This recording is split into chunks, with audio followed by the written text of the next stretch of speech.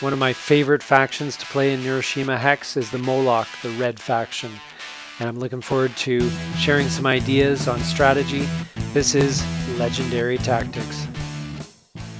This is Neuroshima Hex, and this is a bit of an old game, about 15 years old, but it's a really good game, and the app is really good as well, if you have a chance to download it. I'm going to demonstrate the red faction, the Moloch faction, and how I play them. And generally speaking, these guys are the defensive, team. You almost really want to turtle with them as much as possible. Let the other guys duke it out a little bit.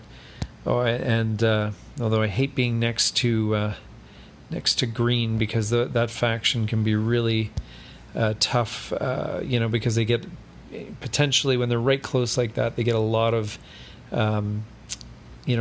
attacks in a row, unfortunately. So we'll see. Oh, good, he's moving away, which is excellent. But I'm probably gonna take a hit here, but I should be able to take out a couple of bad guys with my long range dude, and that should help out a lot. But the goal generally with the Moloch, you want to get these shields up as best, surround your base with those shields. They don't attack, but man, are they ever good on defense, and they can last for a good portion of the game. And just lock down your base. You want to make sure that you are as invulnerable to attack as you possibly can. And the goal basically is never to initiate a battle unless you really, really, really have to.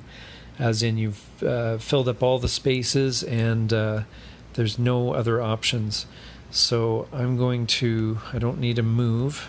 I can probably put this...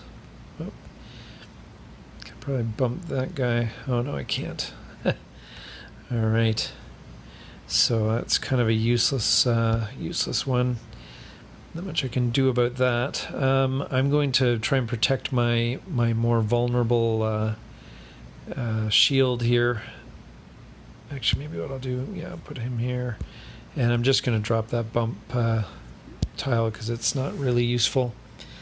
And all the other bases are going to be a little bit more vulnerable, and they're going to take some hits, which is fine with me, because it's almost like winning by default in a way, because if they can't reach your base, then there's nothing they can do to really hurt you. So, and I've got that long range guy is really well set up. So. We're in good shape. We've still got our base locked down. He may try and break in now, but the AI likes to spread the pain around, I think, a little bit. So, and again, I mean, the AI is it's fine for what it is. It's it's totally fine as a learning tool. I think it's great, but. I mean, I wouldn't say... Sometimes they surprise you, but generally speaking, the AI, even at the advanced level, is not really going to give you, an insurmountable challenge.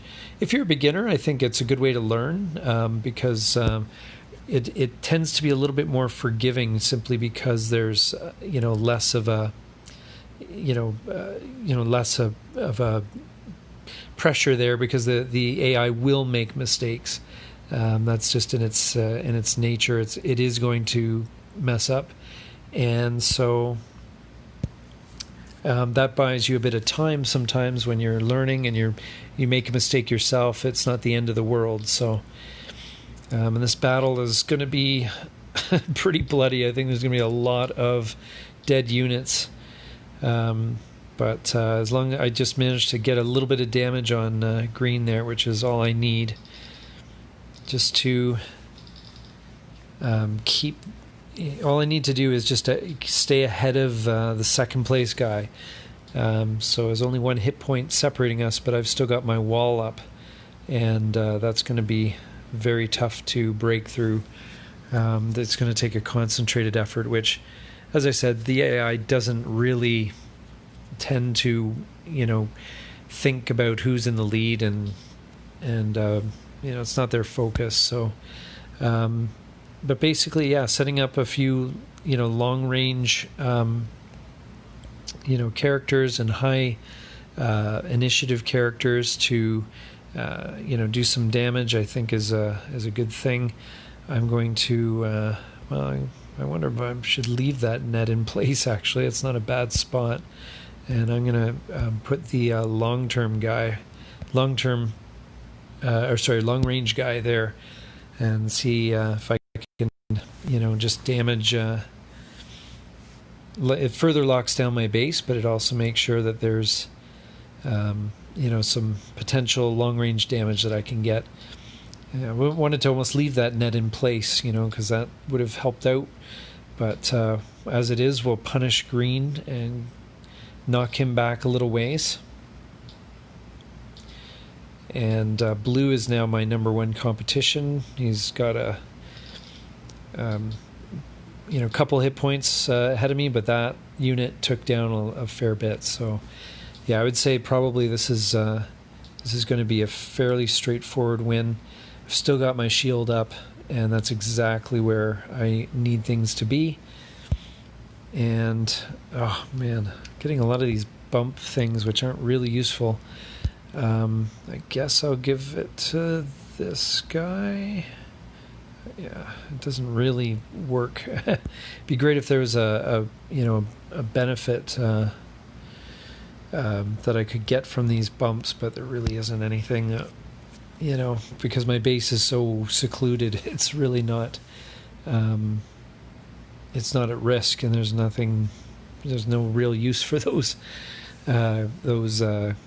tiles. So, so basically, we're down to 16 tiles. Ooh, the bomb is very interesting to me.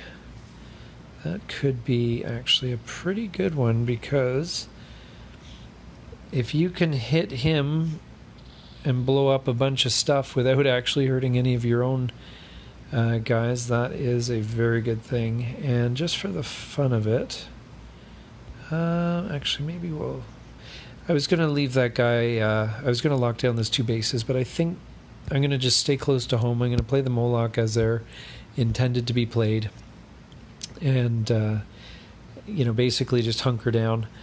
I've got pretty good, there's a lot of pieces that are crammed up there. I've got a pretty good blockade going.